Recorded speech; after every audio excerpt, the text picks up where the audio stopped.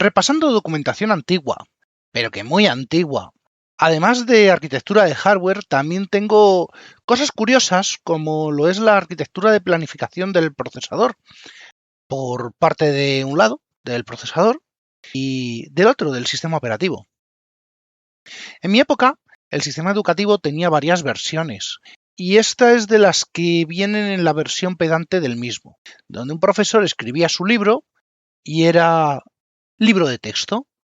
Es de... aquí tenéis el tocho, alabemos al tocho.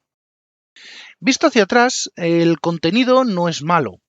Lo que era desesperante esa voz monótona y las pastillas de la alergia que en su día eran más potentes que muchos somníferos actuales. El enfoque va a ser muy diferente esta vez. Y todo surge por una conversación en la mesa del café.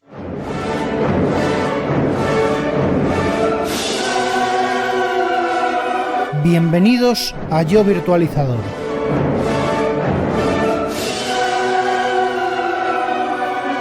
Tu podcast de referencia del mundo de la tecnología y de la virtualización.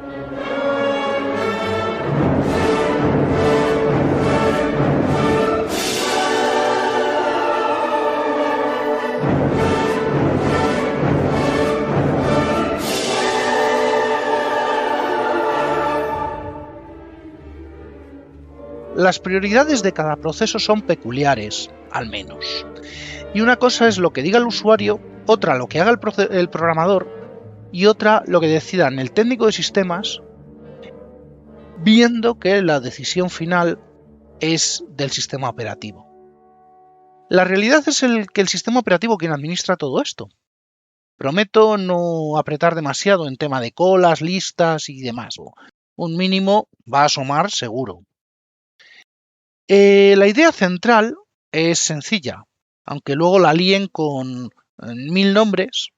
Planificar, es repartir recursos entre tareas. Y en CPU eso significa decidir quién usa el procesador, cuánto y durante cuánto tiempo. Esa decisión la toma el planificador, o scheduler, o scheduler, o... bueno, aquí esto tiene 1000 pronunciaciones y todas son incorrectas. Es el planificador. Aunque suene a malo de película. Y bueno, pues eso. El planificador, desde el principio, su misión fue evitar que una tarea se lo coma todo y deje al resto mirando en la pared. En cuanto aparece la multitarea, aparece el problema de fondo. Una sola CPU y muchas tareas. Y ninguna gana si no hay reglas definidas. En los sistemas más viejos, la planificación era casi un asunto de disciplina militar. Primero se admitían los trabajos, luego se decidía qué proceso entraba en memoria, después cuál corría en la CPU, y esa separación entre planificación a largo, medio y corto plazo fue una forma de poner orden en el caos, porque no era lo mismo decidir qué trabajo entraba en el sistema que decidir qué hilo corría en el siguiente latido del reloj.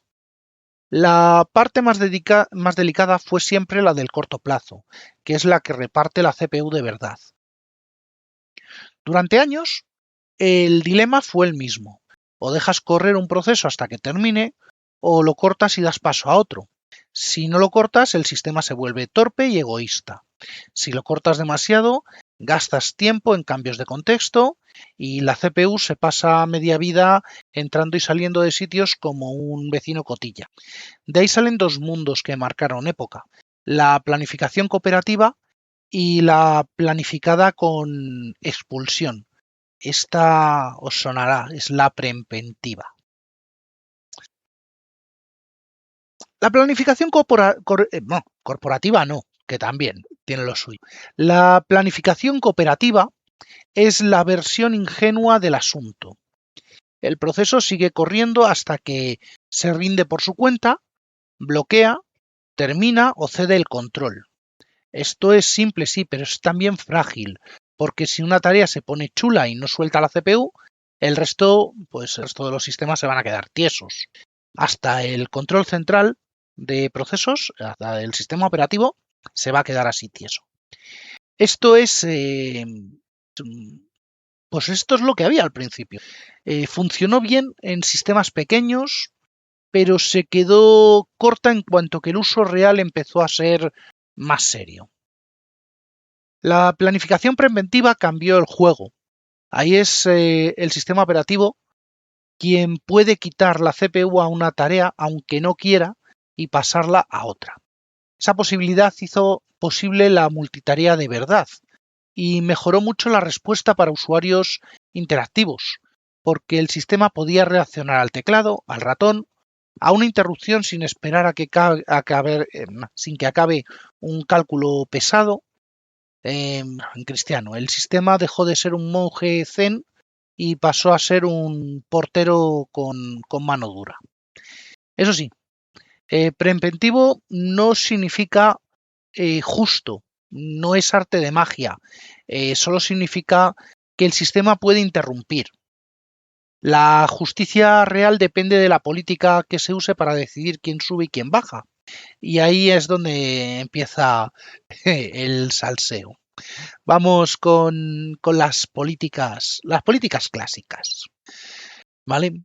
Todo esto viene de mis apuntes, no me lo estoy inventando, ¿vale? Podéis mirarlo tranquilamente en libros de la época. La más simple de todas las políticas fue la de primero en llegar, primero en servir, trabajar, salir. Bueno, esto es llamada FIFO o FCFS, ¿vale? Esto sería en lógica de colas, pues lo mismo que tiene la cola del supermercado, de una sola caja. El primero que llega es el primero que pasa por la cola, paga sus productos y se va. Su lógica no tiene misterio. Llega uno, corre uno, es fácil, barata y bastante predecible. Pero también puede producir el famoso efecto convoy, donde un proceso largo atasca a todos los demás detrás. Esto sirve para entender el concepto, pero es una solución bastante cutre. ¿Nunca os ha pasado en la cola del supermercado de oye, es que no has pesado esto, ahora te tienes que ir a... Bueno, pues entre que va a la zona de frutas y pesa de nuevo la sandía, pues ahí hay unos minutos de espera en la que la caja está sin hacer nada. Pues en la CPU lo mismo. Oye, que se te ha olvidado traer este dato del disco duro y el disco duro es 3 órdenes o 4 órdenes de magnitud más lento que la velocidad del procesador, con lo cual se pierden ahí unos cuantos ciclos de CPU. En fin, cosas que pasan. Luego, pues tenemos round robin. Round robin es una forma de todos tienen un turno. Y esta, bueno, a mí particularmente me gusta bastante. Cada tarea recibe una rebanada de tiempo. Esa rebanada se denomina quantum. Y cuando se acaba ese tiempo, el sistema pasa a la siguiente. Esto, bueno, podría ser como esto que quieren poner ahora las gasolineras de si no has conseguido llenar el depósito en 3 minutos, te corto, pagas y vuelves a hacer la cola para seguir llenando el depósito. Bueno, pues lo mismo. Esto es un avance clave sobre FIFO para el tiempo compartido, porque permitía que varios usuarios sintieran que tenían la máquina para ellos, aunque en realidad estuvieran turnándose como niños en un columpio. Si el quantum es muy corto, hay demasiada sobrecarga. Si es muy largo, el sistema pues parecía más FIFO que otra cosa y perdía gracia. El ejemplo de los niños en el colegio es una anotación aquí en el margen de los apuntes, pero que ilustra bastante bien. Y sistemas, pues sistemas que utilicen esto, yo recuerdo el Xenix 286 utilizar reparto de esta manera sobre un 286, que era mononúcleo, monoproceso, en fin, era multiproceso, pero solo tenía un procesador. En paralelo, hay una evolución sobre este round robin con esquemas de prioridad fija y bueno, prioridad fija en función de quién eres. Esa prioridad no trata a todos los procesos por igual, sino que va alterando la cola, colocando unos por delante de otros. Esto es útil cuando te das cuenta de que no todas las tareas valen lo mismo. No es lo mismo el que está procesando nóminas que el que está haciendo los cálculos estructurales de cualquier cosa, que el que está viendo un vídeo o el que está jugando al solitario. No todas las tareas valen lo mismo. Un proceso de interfaz o de control de tiempo real no puede esperar a que una tarea de fondo termine. El problema, claro, es que si te pasas con las prioridades, los de abajo se mueren de aburrimiento sin ver la CPU ni en foto. ¿Vale? Cuando la asignación de prioridades de prioridad fija es no aleatoria, sino arbitraria en función de quiénes son mis amigos y quién no, pasan estas cosas. Un siguiente paso sería el tiempo compartido. Y el tiempo compartido fue la gran jugada social, la apuesta del sistema operativo, donde aparte de la idea de repartir los quantum, la CPU en pequeñas porciones para que muchos usuarios o procesos pudieran trabajar a la vez, no era magia definitivamente. Es una alternancia rápida, pero bastaba que un terminal conectado pareciera conectado a una máquina dedicada. Esto se veía, como ya he dicho, en el Xenix, pero también se veía en muchos otros Unix de la época, incluso en máquinas no Unix, sino previas, teníamos conceptos parecidos. Esto quiso venir a alterar toda la cultura de cómputo y dejó que el ordenador pasase de ser algo dedicado en tandas largas y en procesos batch a empezar a introducir un servicio interactivo. El tiempo compartido tiene dos objetivos que se pelean entre sí. Uno es dar respuesta rápida al usuario y el otro es mantener buena eficiencia global. Si priorizas demasiado la respuesta, castigas el rendimiento puro. Si priorizas el rendimiento puro, el sistema se vuelve lento, áspero, se dice que tiene lag para quien está delante de la pantalla, delante del terminal. Por eso casi todos los planificadores serios han ido por el camino sucio para obtener como destino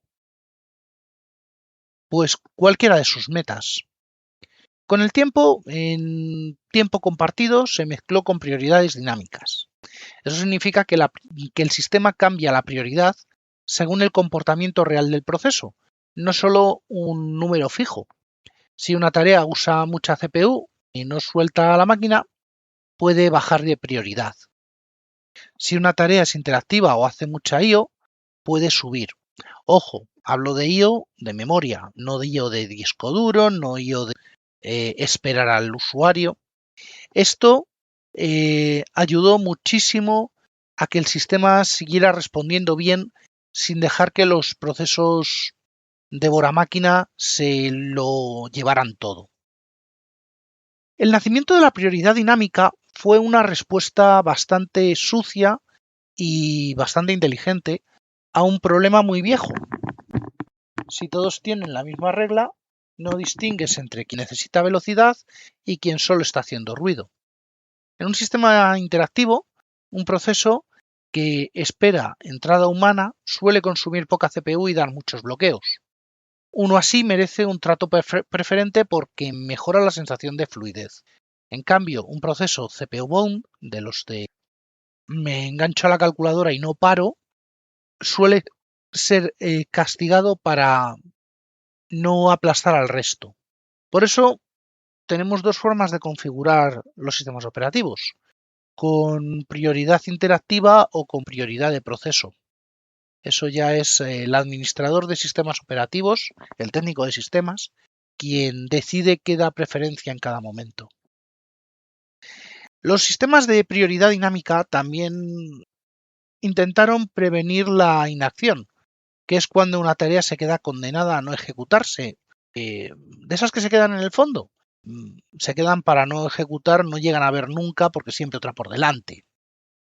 Para eso se usan técnicas como el envejecimiento, que esto lo que hace es subir la prioridad de las tareas que llevan demasiado tiempo. Así se evita que el sistema se convierta en una dictadura de listillos que siempre adelantan a los demás. Y aquí es donde entran los esquemas de tiempo real.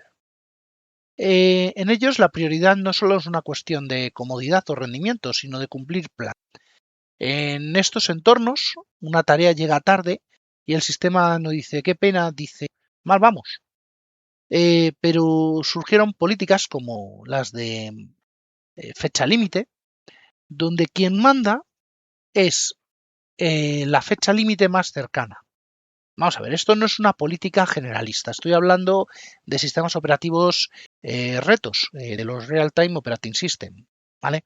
Donde el programador tiene que tener la respuesta más rápida posible en cada proceso, pensando en que cada proceso debe incluir un tiempo límite de respuesta. Basándonos en ese tiempo límite, podemos decir, llego tarde, procésate. O tengo todavía unos ciclos de, pues espera un momentito, despejo la cola y entras. Esto no es una política generalista, ya lo he dicho, pero sí es el camino a las políticas de trabajo de sistema interactivo actuales de muchos equipos. Luego veremos que hay subsistemas. Bueno, no lo veremos. Solamente lo dejo dicho y ya está. Hay subsistemas que sí requieren aplicación de políticas real-time y hay subsistemas que requieren aplicación de políticas de proceso por lotes, de proceso. ¿Vale? Todo esto ya en manos del técnico de sistemas de turno. Saltando un poquito hacia la actualidad, tenemos la era de los procesos, de los procesadores multihilo, de las colas múltiples. Durante muchísimo tiempo, la familia de planificadores de sistema operativo por colas de múltiples niveles fue la reina del diseño de sistemas operativos. La lógica era poner distintas colas para distintos tipos de tareas, con políticas diferentes para cada una. Procesos interactivos por un lado, procesos lotes por otro. Esto tenía sentido porque cada grupo tenía cosas diferentes. Respuesta rápida, proceso bruto. Dentro de ese mundo se podía mover tareas entre colas según su comportamiento. Si una tarea se portaba como interactiva, podía subir. Si se comportaba como una bestia de cálculo, podía bajar. El proceso era premiar el buen comportamiento y mantener la máquina usable. En la práctica esto fue un paso grande hacia los planificadores que parecían más inteligentes sin dejar de ser razonables. Vamos a ver, esto yo recuerdo grandes flames en foros de diseño cuando estudiaba, de diseño de aplicaciones, porque en esta época empezó el programador a creerse dueño del tiempo de proceso, cuando está claro que nunca fue así, ¿vale? El ejemplo clásico en esta línea fue Windows NT y sus derivados, que usan un enfoque de colas multinivel con propiedades dinámicas, y ahí las prioridades de los hilos pueden cambiar según el uso de CPU, las esperas y si la tarea es interactiva. Eso explica por qué las ventanas responden mejor cuando haces clic que cuando las dejas en segundo plano durante varias horas. En Linux la historia da un giro. Los núcleos antiguos usaron esquemas ON y O1 y más tarde llegó el CFS, a ver cómo traduzco esto. CFS es el Completely Fair Scheduler, que esto es el programador completamente justo. Vaya, una bonita forma de mentir, pero bueno. La idea del CFS fue abandonar la visión de que todos tienen el mismo quantum y pasar a repartir el tiempo con una idea de equidad más fina, usando el encolamiento justo.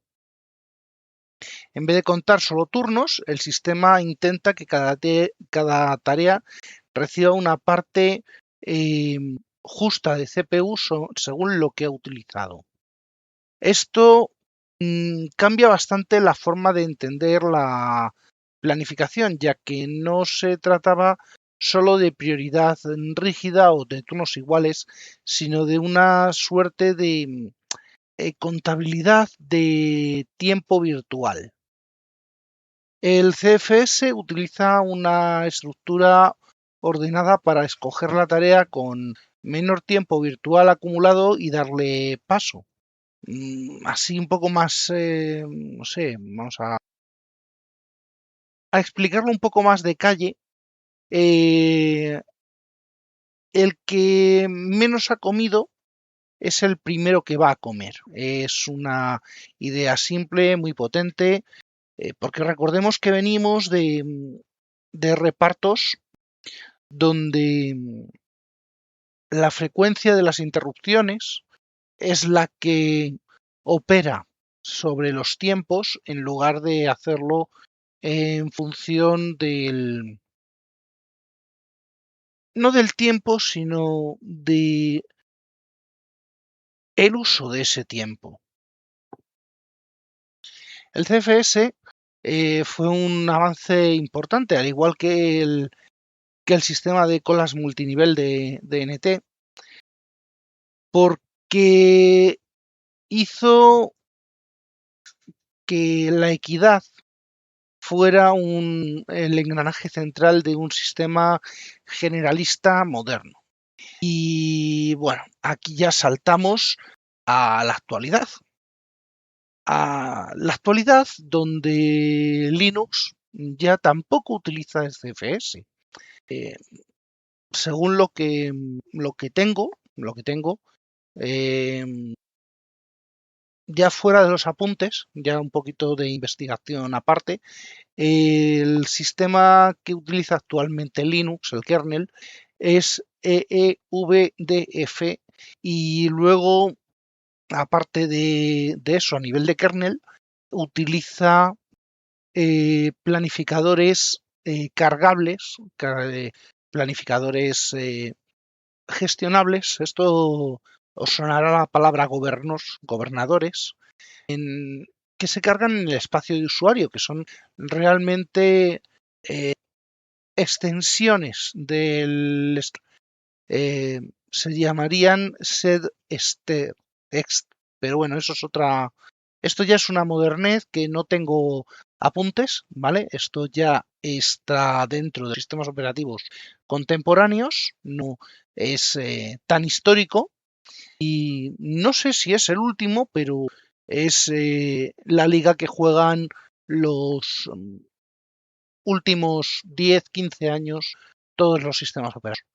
La semilla sigue siendo la misma, repartir la CPU de forma más justa y más adaptable. Volviendo un poco sobre los apuntes, tenemos el problema del tiempo real y los plazos de ejecución, porque ni todo, recordemos que el escritorio es escritorio desde hace relativamente poco, los últimos, 15, 20 años realmente, las terminales locales no es lo que ha dado de comer a la informática, sobre todo a la gran informática, desde que existe. Porque antes de eso teníamos mainframes, teníamos grandes sistemas que viven precisamente de eso, de optimizar su cómputo, de optimizar su tiempo de proceso, de optimizar cuánto tiempo se le dedica a qué tarea y en función de qué y de quién ejecuta.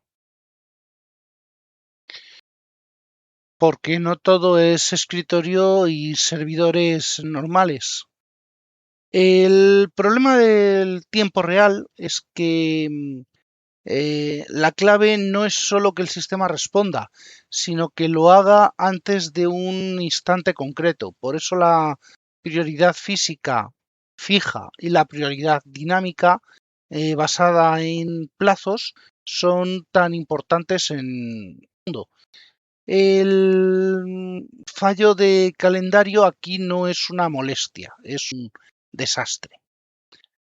Los planificadores en tiempo real suelen utilizar políticas FIFO estrictas o round robin estrictas con prioridades altas, o bien, como mucho, esquemas dinámicos EDF que seleccionan la tarea con la fecha límite más cercana.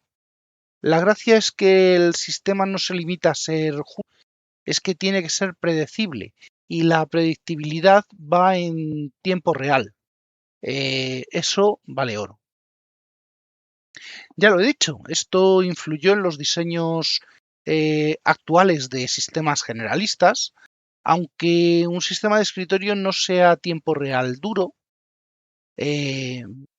Pero claro, ahí tenemos el tiempo de respuesta, el tiempo de interfaz, el tiempo de consumo de ventana. Son cosas que, sin querer le hemos ido exigiendo al sistema operativo. ¿Por qué? Porque no tenemos paciencia. Por ejemplo, en un móvil, tiempo real, tenemos varias cosas, como por ejemplo la aplicación de control de la antena de las llamadas, la fluctuación de los datos, el filtrado y el cortafuegos, y el resto pues están asignadas a prioridades en función de si es un juego, si es un visor de documentos, si es un navegador, en fin, son cosas que tienen prioridades variables alrededor de un sistema que es de tiempo real. Que el Pentium vaya más fino y que una prioridad responda mejor ante cargas de trabajo intensas, depende de esto, de la optimización que se haya dado al traer el mundo del tiempo real a la multitarea actual. Ningún sistema actual requiere solo fuerza bruta, solo velocidad bruta. Requiere que la máquina no se venga abajo cuando apretas 3 botones o te dejas un cuaderno apoyado encima del teclado. Todo esto tiene partes feas, pero que son necesarias. Hay un monstruo que siempre aparece en estos temas, que es la sobrecarga de cambios de contexto. Cada vez que el sistema saca a un proceso y mete a otro, esto guarda el estado, carga el estado, pierde tiempo en el camino. Si haces demasiado esto, matas el rendimiento que querías ganar. Así que el planificador siempre vive en ese equilibrio bastante molesto entre justicia y coste. Hace mucho tiempo teníamos este tipo de problemas provocados mayormente por el acceso al hardware, el acceso a los periféricos, ya que teníamos un único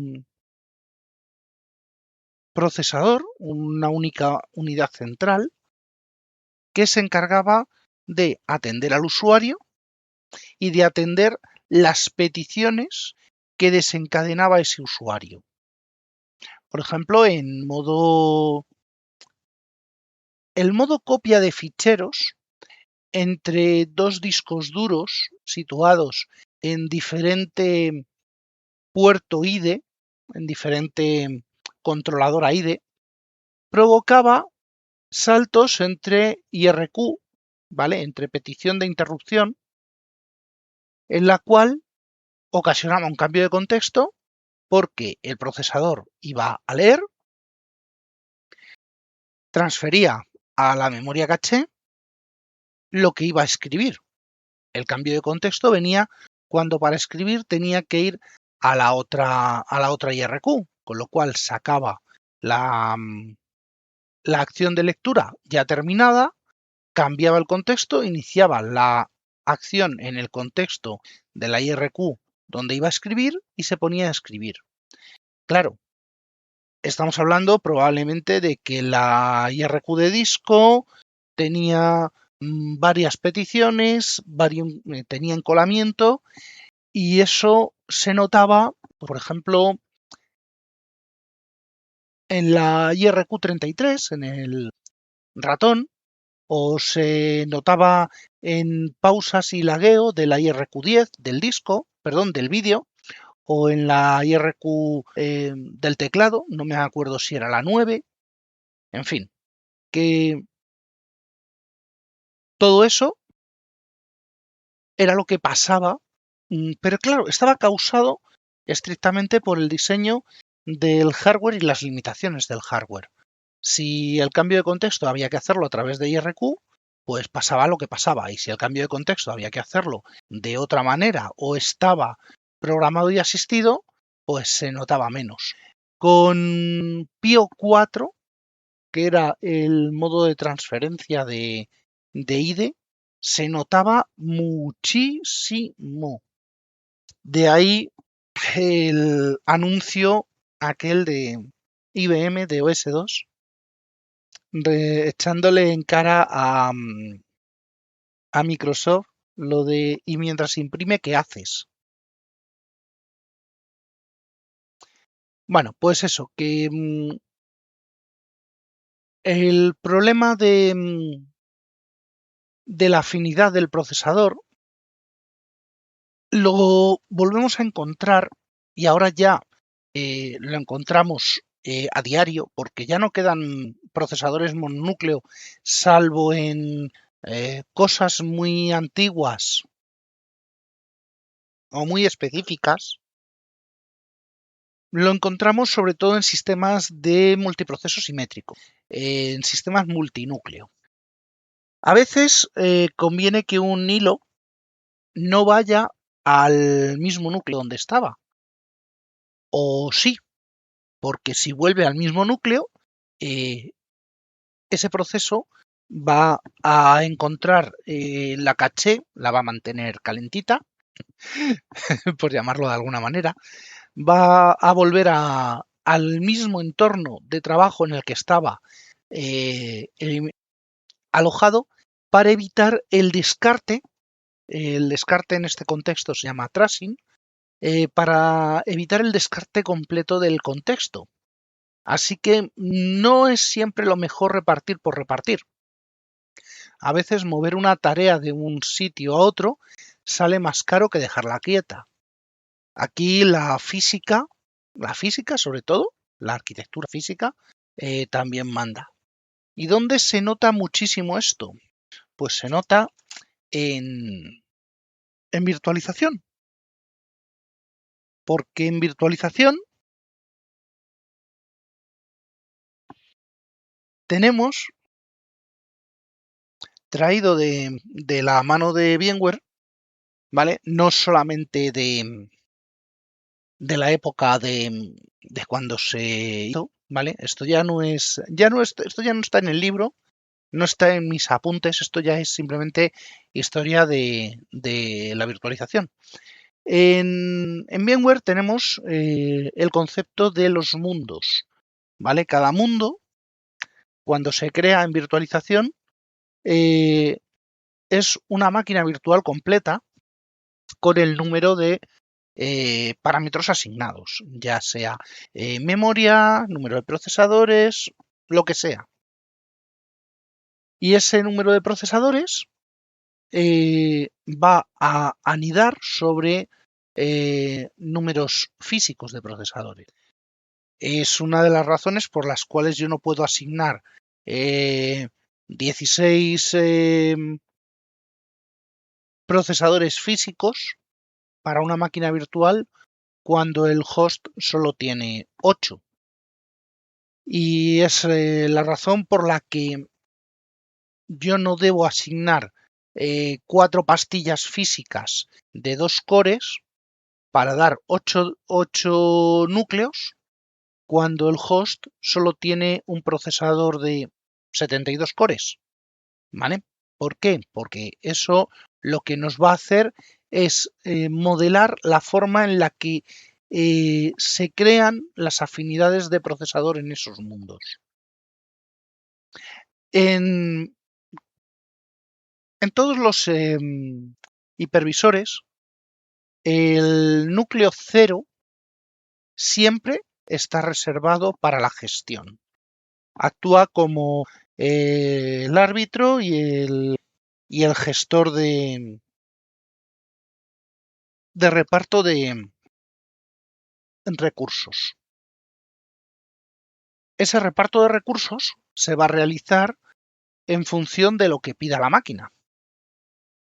Y en función de lo que pida la máquina, va a repartir el número de procesadores en función de todas las máquinas. Quiere decir que cuando una máquina que tiene asignada una prioridad baje, va a bajar a pedir procesador por un determinado tiempo al núcleo 0 y este le va a asignar los cores del 3 al 8 del procesador 1 y del 3 al 8 del procesador 2. Ahí estaríamos utilizando una filosofía de procesadores de Virtual NUMA que en este caso coincide con la distribución física del procesador. Podríamos decir, no, quiero del 3 al 15 del procesador 1. Entonces, esa máquina tendría que esperar a que estuvieran libres esos procesadores o bien, que es una de las mejoras que implementó. No tengo muy claro si a partir de VMware 3 se empezó a implementar esto. Una de las mejoras que se implementó en el núcleo de los SX para penalizar las máquinas grandes, bueno, en aquella época máquinas grandes tenían 4 procesadores virtuales, 8 en el mejor de los casos a partir de la 4, frente a las máquinas de un solo procesador. ¿Esto cómo fue posible? Pues fue posible a partir de que el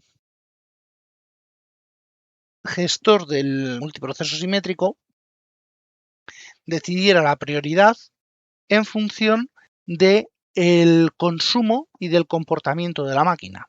Tal como había comentado antes, la misma filosofía que años antes se aplicaba a la preventiva a la filosofía preventiva de adjudicación de prioridades, pues se aplica en virtualización. De buena tinta sé que Hyper-V no utilizaba esta filosofía así, sino que heredaba lo que le dejaba hacer el kernel de NT, el núcleo de Windows NT, ya que recordemos que Virtual PC empezó en OS 2 y de OS 2 vino a NT por ese mismo camino, en esas mismas épocas, en la cual teníamos el programador cooperativo y el programador preventivo. Por naturaleza, un sistema operativo virtual no puede trabajar en modo cooperativo, porque no coopera. Quien sí trabaja en modo cooperativo son todos los emuladores.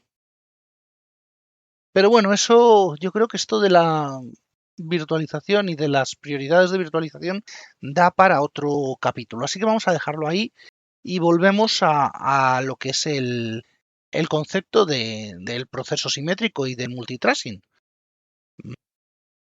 Porque resulta que en virtualización nos vamos a quedar con la inacción, con aquellos procesos que se quedaban de fondo. Bueno, pues aquí se pueden quedar máquinas virtuales muertas de fondo, ¿vale? No, moraleja, perdón, spoiler, no se quedan de fondo.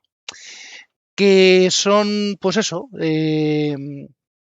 máquinas que no tienen suficiente movimiento y no se les asigna toda la prioridad que están esperando. Así que bueno, pues tenemos el problema de siempre.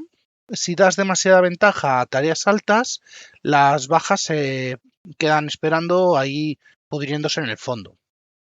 Si intentas repartir demasiado igual, pierdes la capacidad de responder en tiempo real a lo importante o pierdes tiempos de cómputo en tonterías. Toda la historia de la planificación se basa en intentar nivelar este triángulo. Y es siempre un ajuste constante entre eficiencia, justicia, prioridad y latencia. Ya fuera de lo que es el libro, ¿vale? Ya esto es más de actualización de cómo está el mercado. Hay gente por ahí que diría esto sería el estado del arte.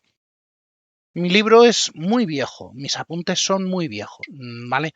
Porque ya no se aplican directamente, son las filosofías que hay de fondo en las actualizaciones de todo este engendro.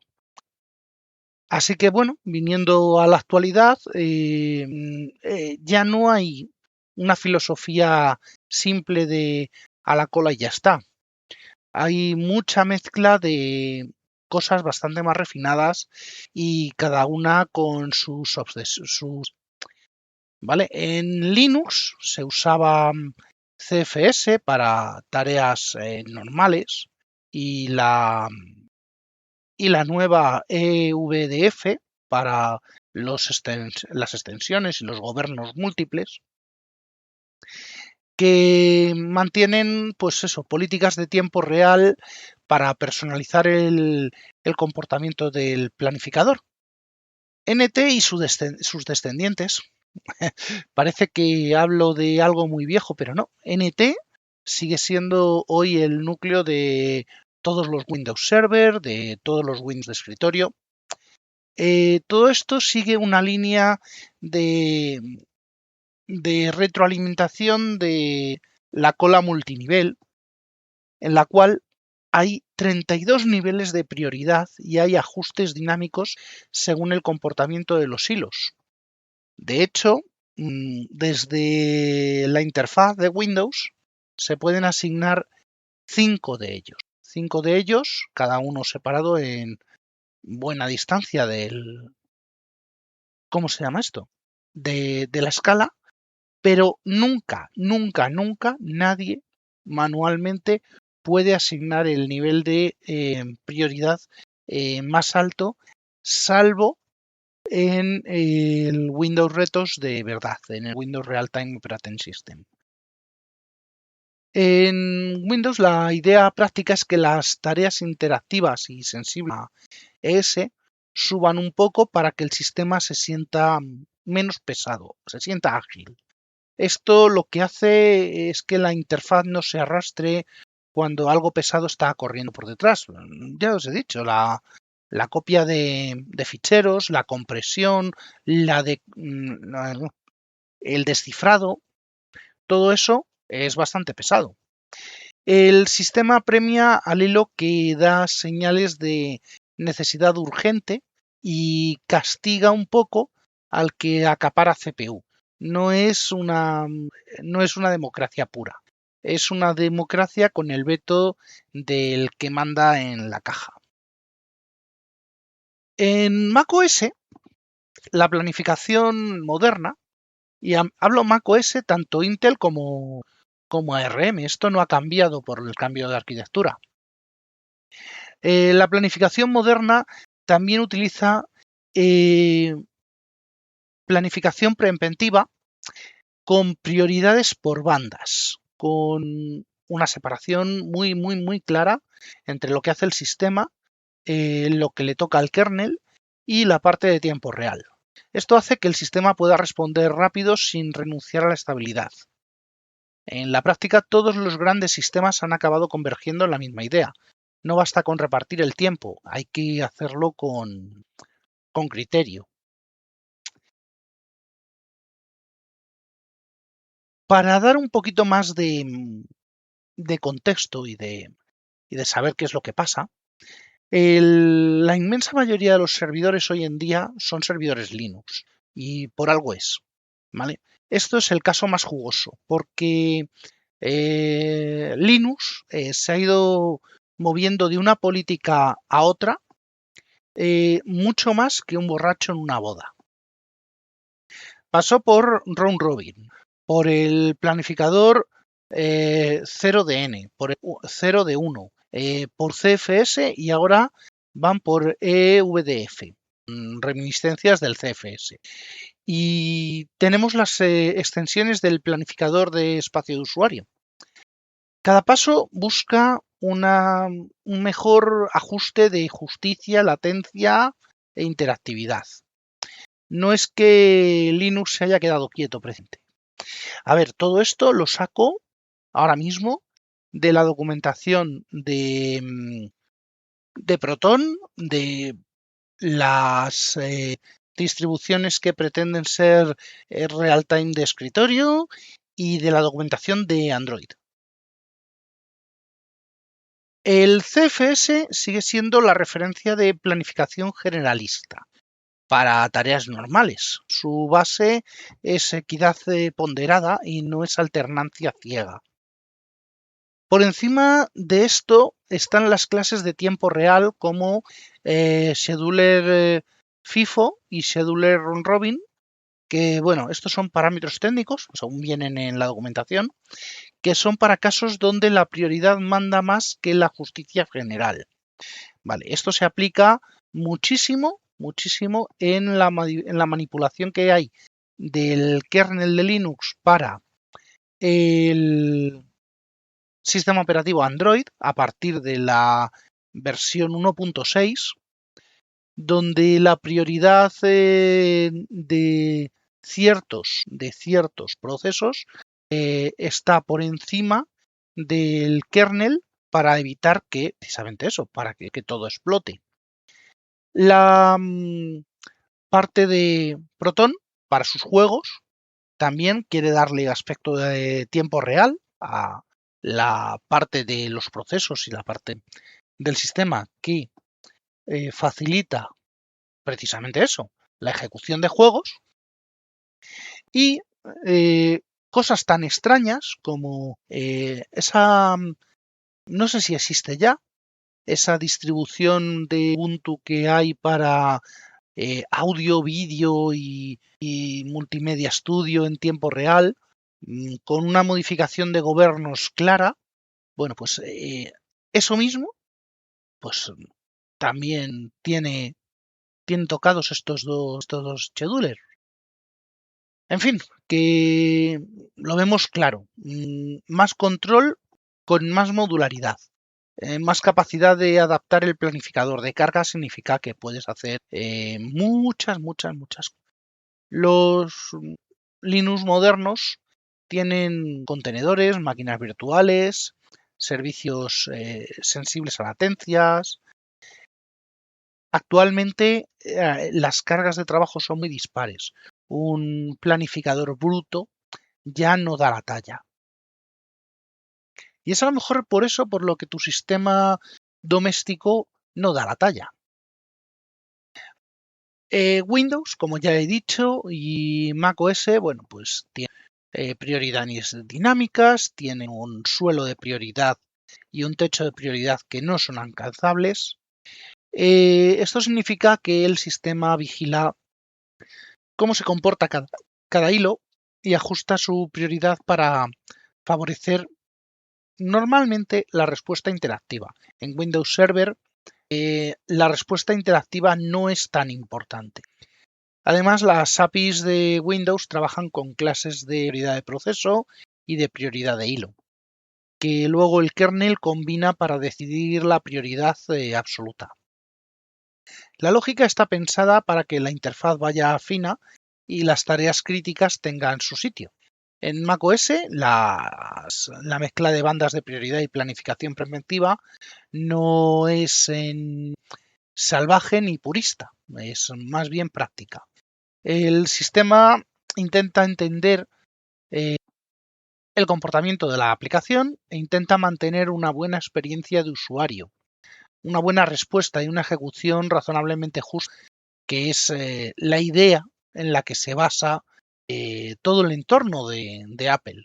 Esta combinación encaja bien con la idea de experiencia fluida y sobre todo, ya lo era antes, pero sobre todo a partir de la descarga del sistema operativo, la descarga de bibliotecas que se hace a través del hardware offloading de los procesadores M.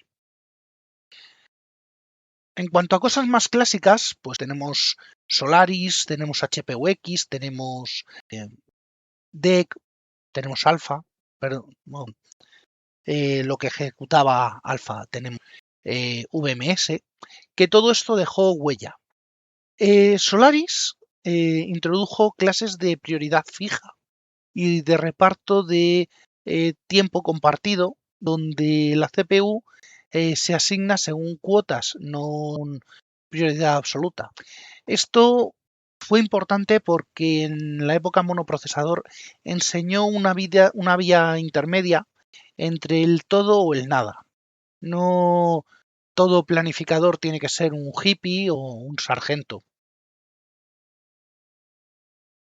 En la práctica, en la actualidad, con todo este mapa, lo que vamos a ver es mucha calma.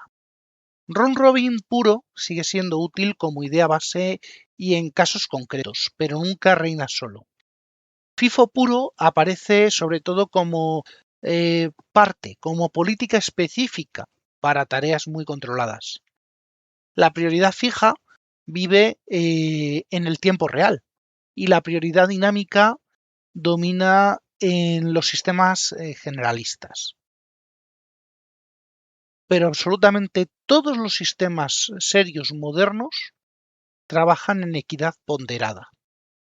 La adopción real depende del tipo de carga. En el escritorio importa la latencia y la sensación de respuesta. En servidores de backend importan el throughput, el aislamiento, la mezcla de cargas. En tiempo real importan los plazos. Y en virtualización, además están la pelea entre el planificador del host y del invitado. Como dije, de esto ya tocará hablar, pero un adelanto para la parte de los hipervisores, ¿vale? Recordemos que estamos en un podcast de virtualización, así que muy rápido y muy sencillo, empezamos por cosas como Hyper-V, que por ejemplo, pues Hyper-V no te deja las máquinas correr como si fueran procesos normales. Aquí Hyper-V, la ventaja que tiene es que avanza sobre Windows o por debajo de Windows y usa distintos tipos de planificador para decidir cómo reparte el trabajo entre procesadores virtuales y lógicos. La documentación de Microsoft dice que el planificador clásico es preventivo, con reparto justo y con round robin para los guest virtual processors. O sea, no improvisa. Tiene su sistema para turnarse y repartir. Bien. Esto puede ser verdad en las máquinas de generación 1, pero no es tan verdad en las máquinas de generación 2. El planificador Core de Hyper-V mete una restricción importante al SMT, al Symmetric Multithreading. Y es que agrupa los procesadores virtuales de la misma máquina virtual sobre pares de proceso simétrico del host y evita compartir un core entre máquinas virtuales de forma cruzada. Esto lo que hace es evitar tanto el NUMA, ¿vale? El NUMA físico, como evitar el salto de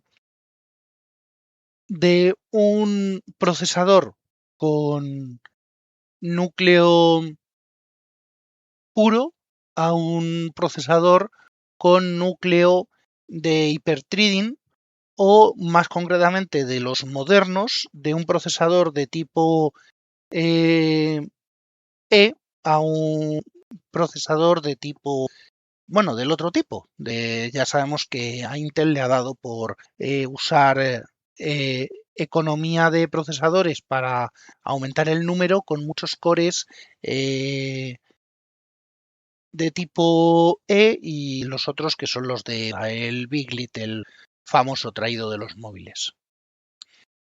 Bueno, pues ¿qué es lo que pasa con esto? Pues esto mejora el aislamiento.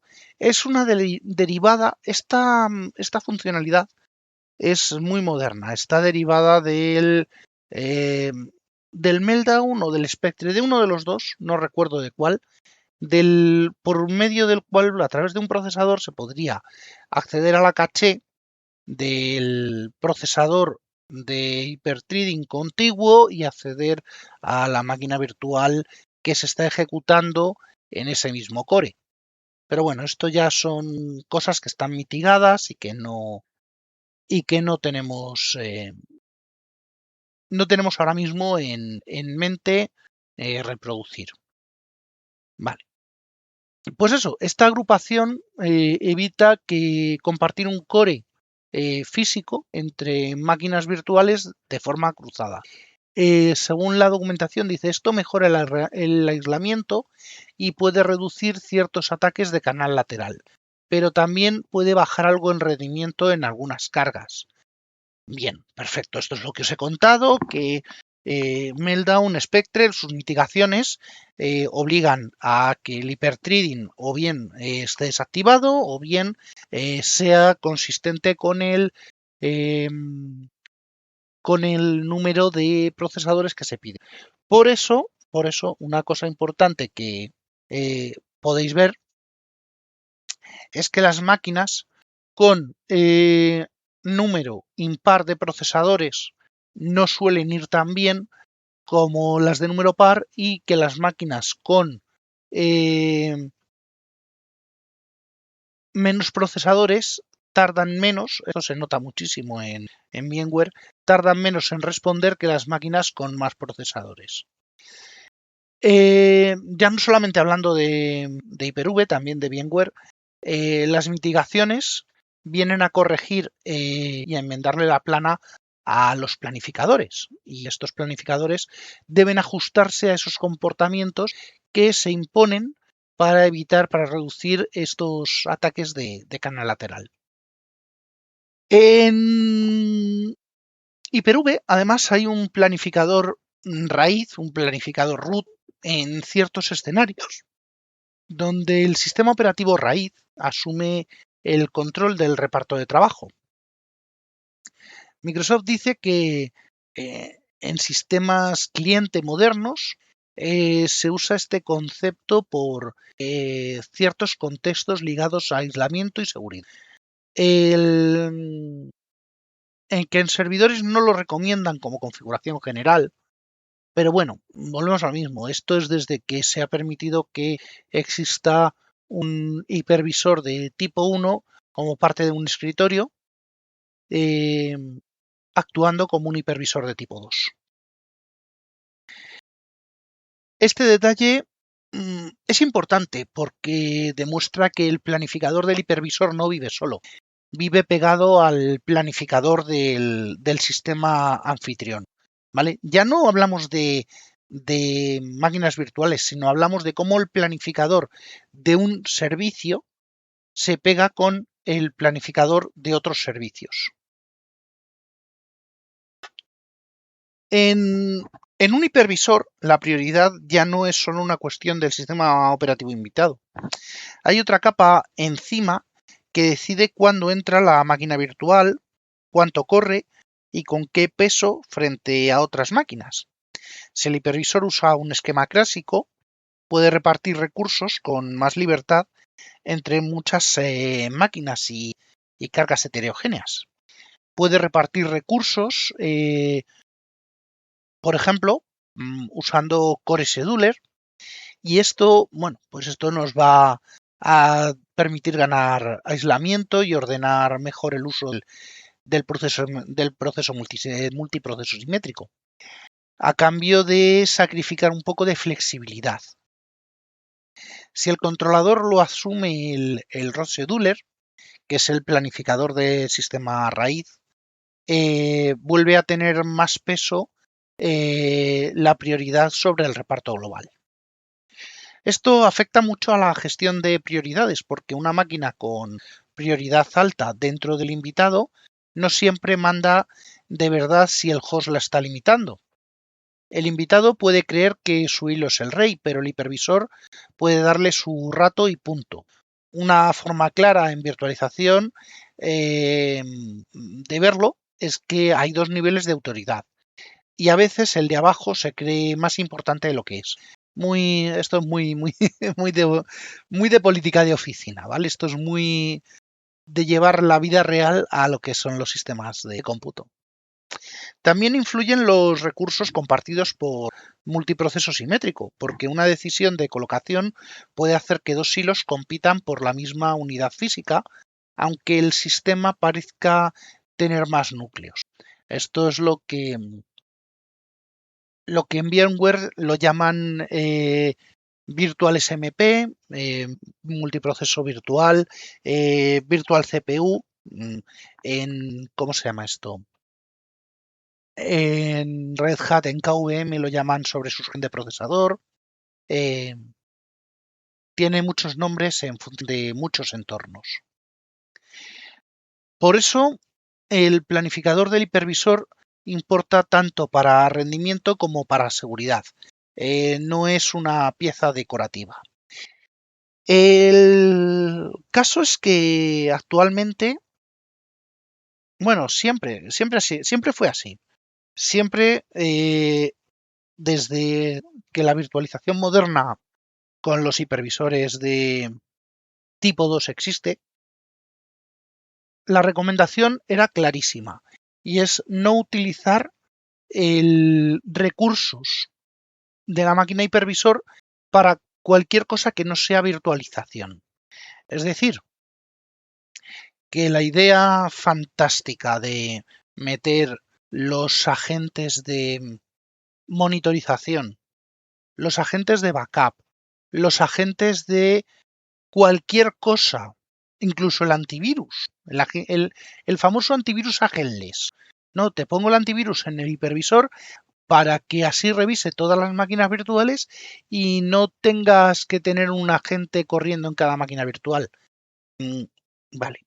Todo eso hace que se enfrenten el planificador del hipervisor con el planificador de máquinas virtuales, ¿vale? Y el reparto del planificador root con el de con el planificador core, pues no siempre es ni justo ni equitativo ni podemos gobernarlos. A todo esto hay que añadir que por encima de eso, cada máquina virtual tiene su propio planificador y hace sus propias cosas. La salida de esto, pues como siempre, patada y adelante y a seguir avanzando y a salir por músculo puro.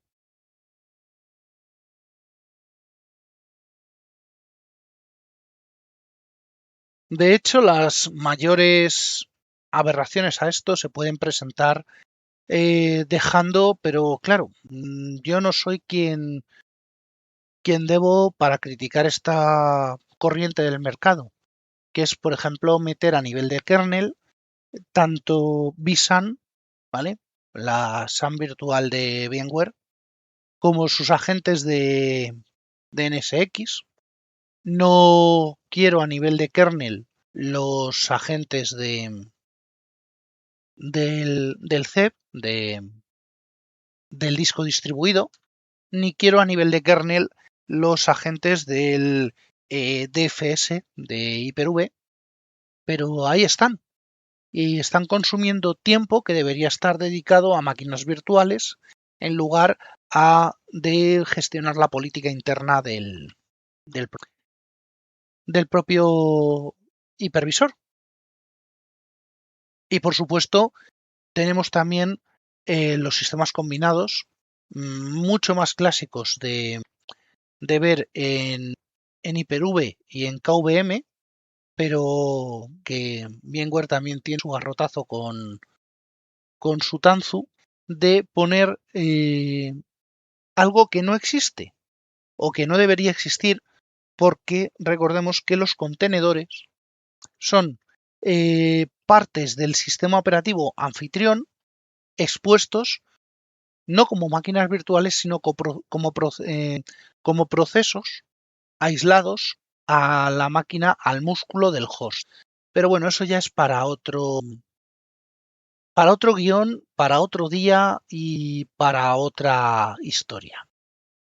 Este viaje ha empezado con una CPU de recurso único, con un rollo del Turnomatic y entregando cálculos según llegaban las peticiones, al tiempo compartido, a la prioridad dinámica, los esquemas multinivel y bueno, pues luego Linux por su lado, con equidad, y Windows y macOS con su sistema de equilibrios.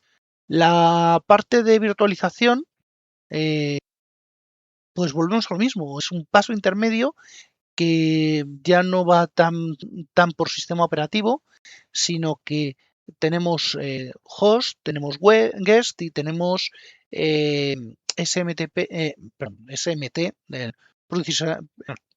arquitectura del hardware, el multiproceso simétrico.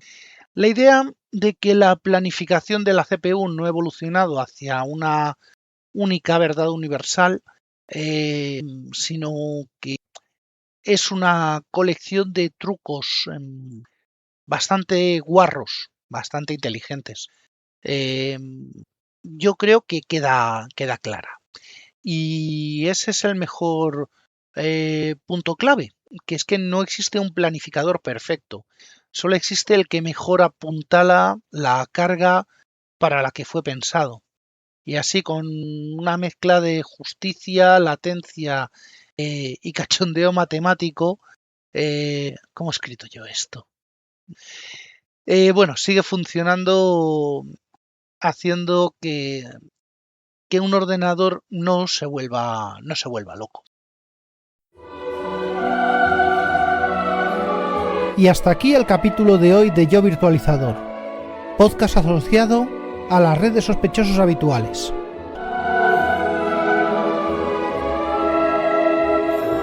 Para más información de contacto, suscripciones y resto de la información referida en el programa, consulta las notas del mismo. Un saludo y hasta la próxima.